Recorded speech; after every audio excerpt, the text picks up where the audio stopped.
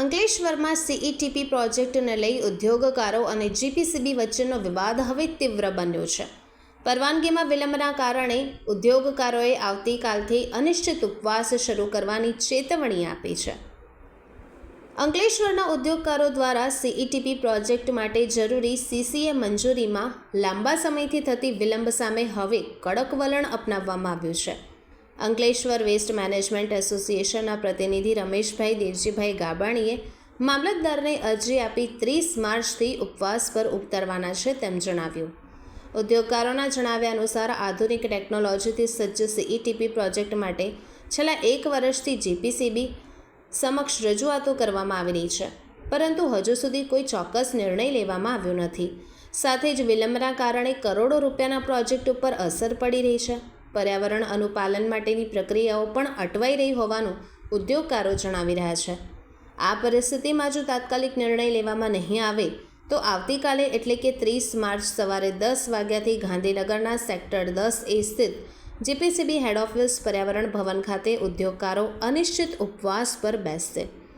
ઉદ્યોગકારોએ ખાતરી આપી છે કે આ ઉપવાસ સંપૂર્ણપણે અહિંસક રહેશે અને જાહેર વ્યવસ્થાને કોઈ પણ પ્રકારનો ખલેલ નહીં પહોંચે. હવે જોવાનું રહ્યું કે જીપીસીબી અને જિલ્લા પ્રશાસન આ મુદ્દે શું પગલાં લે છે અને ઉદ્યોગકારોના આંદોલન પહેલાં કોઈ ઉકેલ આવે છે કે નહીં.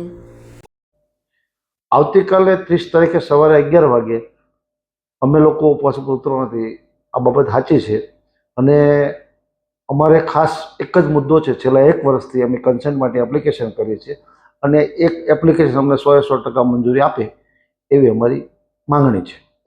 અમારી સાથે ઘણા બધા ઉદ્યોગપતિઓ જોડાશે અને એ તો જ્યારે બેસીએ ત્યારે ખ્યાલ આવશે કે ભાઈ કોને પોતાનું લાગે છે. એ વસ્તુ અગત્યની છે.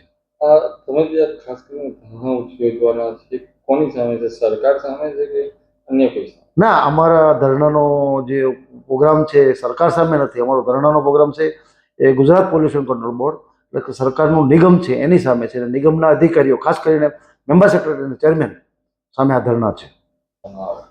ખાસ કરીને છેલ્લા 1 વર્ષથી અમે જે ત્યાં જઈએ છીએ ફોલોઅપ માટે તો અમને એવું કહેવામાં આવે છે કે હા તમારી ગ્રાન્ટ રિલીઝ કરીએ છીએ અમે પોઝિટિવ છે, થોડા દિવસમાં તમને 1-2 દિવસ ખમો, 5 દિવસ ખમો, 10 દિવસ ખમો, આ બધા વાયદાઓ આપે છે પણ કોઈ અમને કન્સેન્ટ મંજૂરી મળતી નથી.